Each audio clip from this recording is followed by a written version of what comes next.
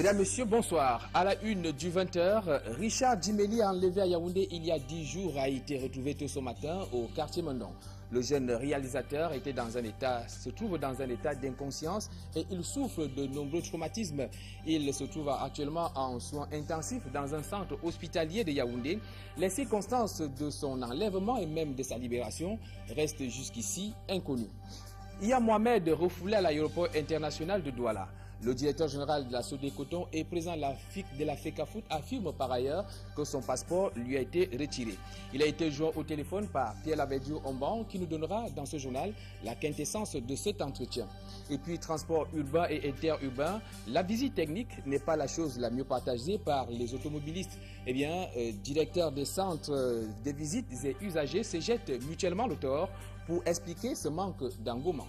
Voilà pour les titres, mesdames, messieurs. Retrouvons-nous juste après pour le développement.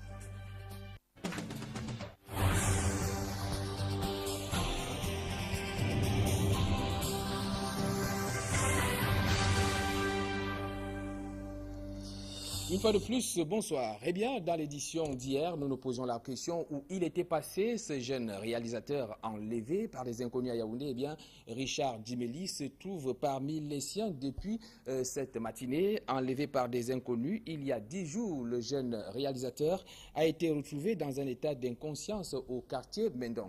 Les circonstances de sa libération et même de son enlèvement restent jusqu'ici inconnues, comme l'indique ce reportage de Marcelin Gansop. Et revoici Richard Djimeli Fofié. La dernière fois que ses proches l'ont vu, c'était le samedi 23 mars dernier. Il a donc fallu attendre 10 jours, et ce matin du 3 avril, pour revoir son visage. C'est au quartier Mendon, à Yaoundé 6e, qu'il a été retrouvé tôt, ce mercredi. J'ai eu un coup de fil à 6 heures. Je comprends comme si c'était sa voix. Il dit qu'il est couché quelque part. Et puis ça s'arrête. J'appelle, il y a quelqu'un qui reçoit, il me dit qu'il a trouvé Richard couché quelque part ce matin quand il s'est levé. Le jeune réalisateur est bel et bien en vie, mais il va mal. Après un détour à la brigade de gendarmerie du coin, il va marquer 3 arrêts dans les formations hospitalières. D'abord, à l'hôpital de district de Biémassi, où il lui est prescrit une radio. Ce qui le conduit au centre d'imagerie médicale du même quartier. Et c'est ici que l'on sera un peu plus fixé sur son état de santé. Nous avons fait la radio du malade et puis nous avons remis les fichiers. Ouais, il avait une fracture sur le 5e doigt. Ouais, il y a une fracture. Et les tissus moi aussi sont un peu déchirés. Ouais, c'est ce que nous avons constaté. Et le monsieur de la police demandait s'il était en sécurité. Il a dit qu'il voulait protéger le malade, c'est tout. Les résultats de la radio en main, la famille de Richard Djif va le conduire aux urgences de l'hôpital de la CNPS, où il se trouvait encore jusqu'à mercredi soir. Son état fébrile n'a pas permis jusqu'ici de lui arracher la moindre déclaration. À peine a-t-on appris de sa bouche qu'il a été torturé et que ses bourreaux ne cessaient de lui poser des questions au sujet de son film. Ils avaient d'abord commencé avec des couteaux. Le film lui demandait des choses. Et finalement, c'est avec une petite machette qu'ils ont trouvé ça. Le mystère demeure entier s'agissant des circonstances de son enlèvement et de sa libération, ainsi que les conditions de sa détention. Les membres de sa famille, ses camarades ainsi que la presse restent suspendus à ses lèvres pour savoir le moment venu ce qui s'est réellement passé cette nuit du 23 au 24 mars.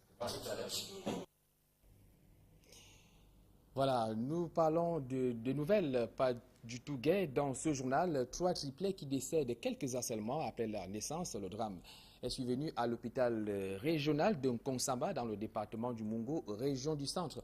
On présente comme raison à ces décès l'absence d'oxygène dans les couveuses et la vétusté du plateau technique. Le récit des faits avec Céline Djemba et Sylvestre Hippolyte Zangaou. 3 petits anges qui ont fait le bonheur de leur mère et de toute leur famille à leur naissance dimanche dernier à l'hôpital régional de Nkonsamba. De ces triplés, il ne reste désormais que des cadavres. Ces enfants, nés à 7 mois, sont décédés quelques heures après avoir poussé le premier cri. La négligence du personnel de l'hôpital et la vétusté du plateau technique sont mises en cause ici par la grand-mère des triplés. Arrivé à l'hôpital, la fille qui était là me dit que le docteur arrive.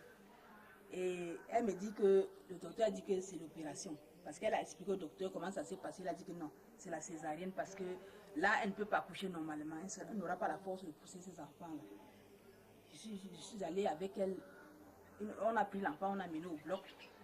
Arrivé au bloc, on me dit qu'il faut 150 000 pour l'opération. Ils ont sorti les 3 bébés.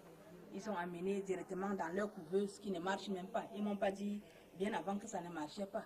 Ils ont seulement mis les enfants dans la couveuse. Après au moins 4 heures de temps qu'une infirmière vient me dire que bon voilà ce que le docteur a écrit et il est parti. Il a dit que les enfants doivent être transférés soit à l'hôpital général ou à l'hôpital de Ndjombe. La seconde équation va également s'avérer difficile, voire impossible, pour la famille de ces enfants. J'ai dit que non, les bébés maintenant, là, je vais voyager comment, il faut l'oxygène. Ils ont dit qu'ils n'ont pas de l'oxygène là-bas à l'hôpital. Donc il fallait l'oxygène pour les trois enfants. Donc ils utilisaient l'oxygène, ils l'enlèvent sur le bébé, là ils mettent sur l'autre, ils l'enlèvent sur celui-ci, ils mettent sur l'autre.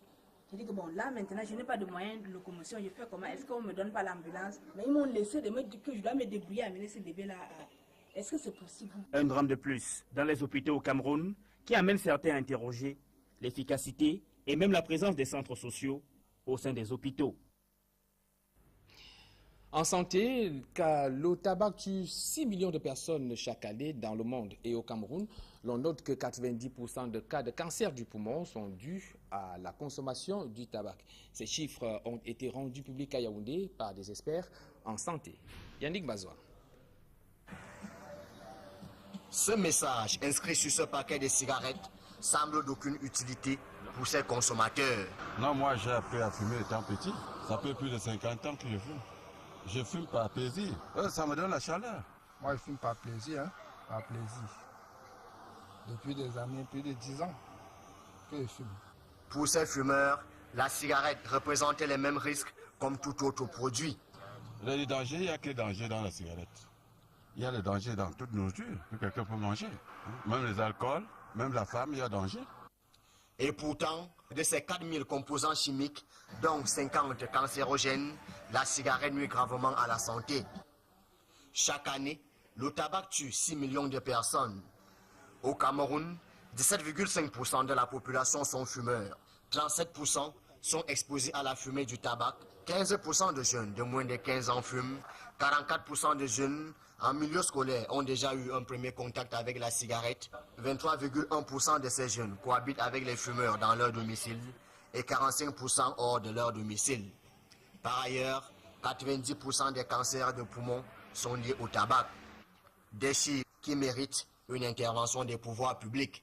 Il faudrait que tout le monde soutienne l'adoption à notre pays d'une loi anti-tabac parce que cette loi va protéger non seulement les fumeurs mais aussi les non-fumeurs qui sont exposés au tabagisme. L'article 5 est en cours d'être mis en œuvre. Des réflexions sont menées sur comment mettre en place un comité national de lutte contre le tabagisme. Tout en sachant qu'il y a eu un groupe d'experts sur le tabagisme qui avait été mis en place et qui a permis de faire à ce que la lutte contre le tabagisme évolue. Le mal est dans la racine.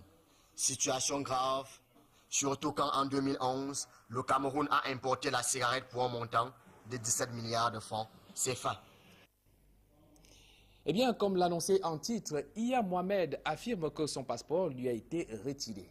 C'est ce qui ressort de l'entretien que le directeur général de la Sodécoton et président de la Fédération camerounaise de football a eu avec notre reporter Pierre-Lavé Duromban.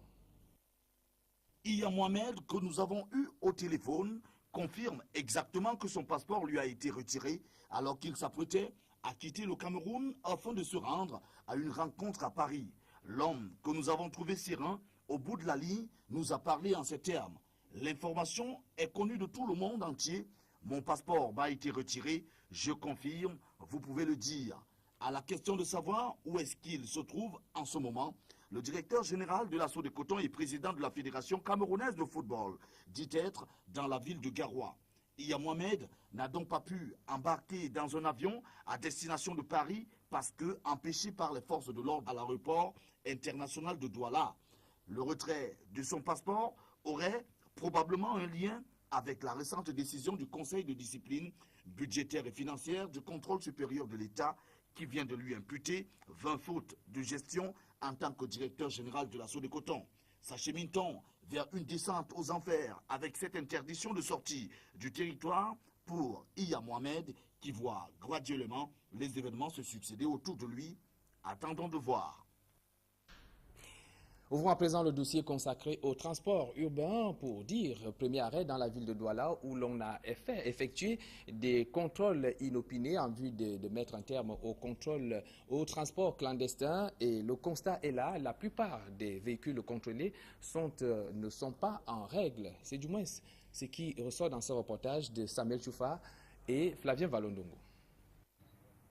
Vous devez accompagner cette attestation de perte avec votre photocopie de l'original de votre permis de conduire. En collaboration avec les forces de maintien de l'ordre, les syndicats et le ministère des Transports, l'opération de contrôle routier en zone urbaine, dont le ton a été donné ce mercredi à Douala, permet de constater que le secteur est truffé d'irrégularités. Nous nous sommes rendus justement, les usagers ne se conformaient pas à ces règles-là. On a interpellé beaucoup d'usagers qui n'ont pas, par exemple, d'assurance, de police d'assurance, de visite technique, non-mutation de carte grise, entre autres. La surcharge, l'absence de permis de conduire, la carte bleue sont entre autres pièces ciblées par cette opération qui se déroule sur l'ensemble du pays et dont la période reste indéterminée. La carte bleue que j'ai fait depuis lundi et puis je n'avais pas récupéré, bon, ils m'ont interpellé. Ouais, on m'a boule beaucoup. Le ciel n'est pas bien complet, on va comme ça, mon enfant. L'utilisation du téléphone portable au volant fait partie des fautes réprimées par le contrôle mixte. Ces dames ont d'ailleurs vu leur véhicule conduit en fourrière pour la cause. Les détenteurs du permis de conduire étranger sont aussi victimes sur le plan de la loi. J'ai un permis européen, international, j'ai le droit de conduire partout avec ça. Bon, je ne vois pas la raison pour laquelle je devrais être sanctionné. À la délégation régionale de transport pour le littoral, l'on estime qu'il était temps de siffler à la fin de la récréation et de mettre de l'ordre dans le secteur du transport en zone urbaine. Le ministre des Transports a instruit cette contrôle mixte pour vérifier les pièces des véhicules. Donc, quand on arrête avec un véhicule, on amène ça au fourrière et l'usager passe là-bas, paye les frais de fourrière, après établir toutes les pièces que le ministère des Transports demande. Les véhicules retenus par le contrôle mixte sont conduits à la fourrière municipale et retirés sous caution après s'être réglementés. Eh bien, il faut, comme l'a noté dans ce reportage de Flavien Valondongo, que parmi les indélicatesses observées auprès des usagers ce jour, qu'on note l'absence de la visite technique. Eh bien, il faut souligner que les responsables de ces centres de visite technique et usagers se jettent mutuellement le tort pour justifier le manque d'engouement. C'est le constat qui a été fait à Yaoundé par notre reporter Yannick Bazoua. La visite technique, une expression récurrente dans le monde de l'automobile. Comme son nom l'indique, c'est un contrôle systématique qui nous permet de contrôler tous les organes du véhicule, voir si le véhicule est apte à rouler ou à être transmis au garage. 4 principaux éléments constituent la chaîne d'une visite automobile. D'abord, la fosse.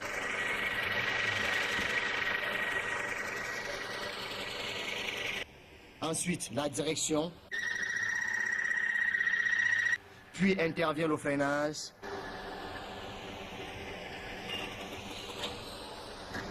Et en dernier ressort, la luminosité. 4 phases qui permettent d'examiner et d'analyser 10 principaux points d'un véhicule. Le contrôle du freinage, de la direction, de l'éclairage et signalisation, de structure et carrosserie, de la pollution des organes du véhicule. D'où la relation entre les automobilistes et les centres de visite technique. Ils ont besoin de nous pour examiner l'état de santé de leur véhicule et pouvoir leur donner des orientations quant à ce qui concerne les réparations pour ceux qui ont à réparer et de leur délivrer la visite technique en cas de nécessité. Une relation pas toujours conviviale. Et pour cause, l'abstinence des propriétaires des véhicules aux visites techniques. L'usager camerounais n'est pas tellement habitué au contrôle technique. Ça veut dire que pour peu que vous lui refusez la visite technique pour un défaut qui le met absolument en contre-visite, vous devenez absolument un ennemi. Chose curieuse, ce mercredi 3 avril, ce centre de visite technique battait son plein d'œuf. Preuve que la répression engagée par les services compétents porte ses fruits. Eh bien, vous avez donc plutôt eu droit là à une visite guidée dans un centre de visite technique à Yaoundé que nous a proposé Yannick Mazoua. Yannick Mazoua que nous allons justement retrouver dans le reportage qui va suivre. Il nous parle de ce tort que se jettent mutuellement entre responsables de ces centres de visite technique et usagers pour expliquer le manque d'engouement que l'on observe par rapport à cette visite technique. On le retrouve. Semblable à un bilan de santé d'une personne dans un hôpital, la visite technique d'un véhicule revêt une importance particulière. La visite technique permet, disons, n'est-ce pas, de certifier que le véhicule qui roule, disons, est conforme, puisque la visite technique contrôle un peu tout, hein, les points essentiels, le freinage, les pneumatiques, bref, tous les points clés qui permettent à un véhicule de rouler normalement. Oui, je suis venu faire la visite technique parce que je veux savoir comment mon véhicule se comporte, s'il n'y a pas d'anomalie, et puis de deux, me mettre en règle comme tout le reste. C'est vrai, la visite technique, c'est d'abord pour moi. Ma visite technique est finie hier, donc normalement, je devais le faire maintenant, aujourd'hui. Pour aller en visite technique, je passe d'abord au garage, j'arrange la voiture. Jusqu'à ce moment-même, je confirme qu'elle est en bon état avant d'aller à la visite technique. Et pourtant, sont nombreux qui ne font pas recours aux visites et jettent un doigt accusateur à ces centres.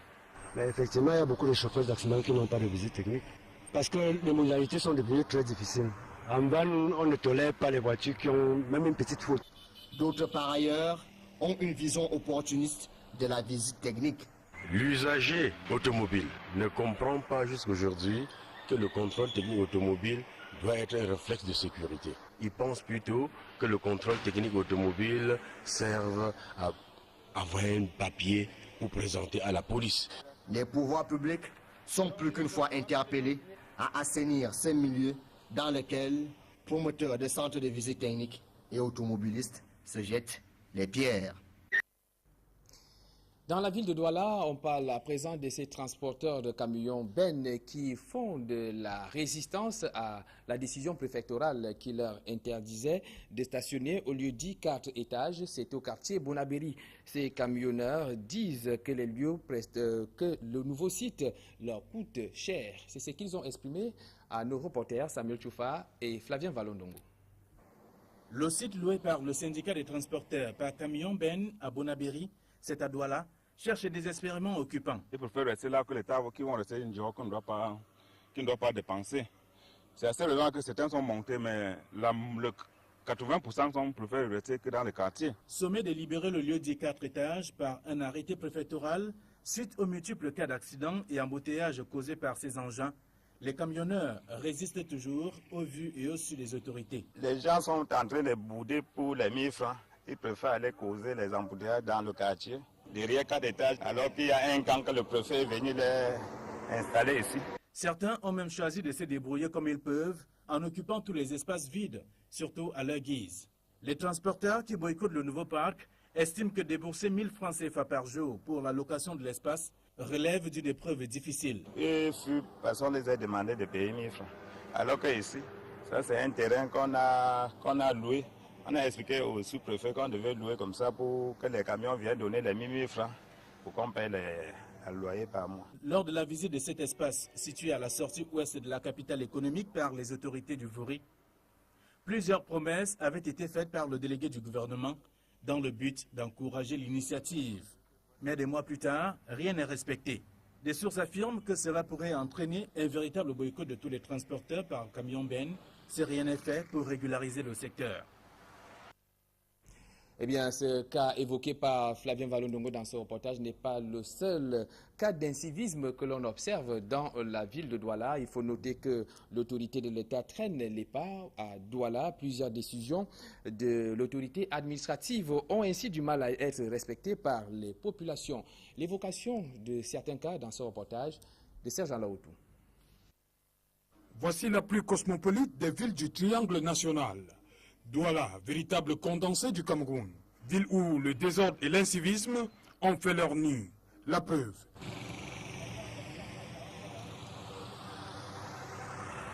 Un tour de la ville de Douala permet de se rendre compte du refus de mettre en application des mesures prises par l'autorité administrative. Un peu plus de 11 heures ce mercredi, au lieu dit rond-point d'Edo. Regardez qui vient.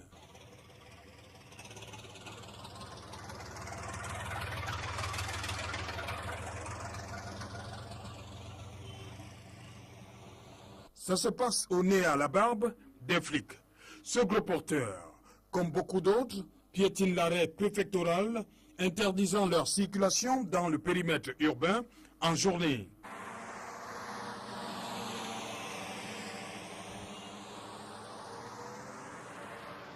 Autre décision de l'autorité qui a du mal à être appliquée à Douala, c'est celle interdisant la consommation de l'alcool dans les stations-service. Ces casiers vides, entreposés, nous prouvent que les adeptes de Bacchus continuent de se donner rendez-vous dans ce lieu interdit à toute étincelle. Dans le secteur des motos, après le grand désordre, né de l'arrivée de ces engins à deux roues, est venu se greffer un autre fléau, celui des tricycles. L'autorité administrative du Vouri, en interdisant le transport des personnes par ce moyen, prêchait dans le désert. Plusieurs mois après, l'activité n'a fait que prospérer.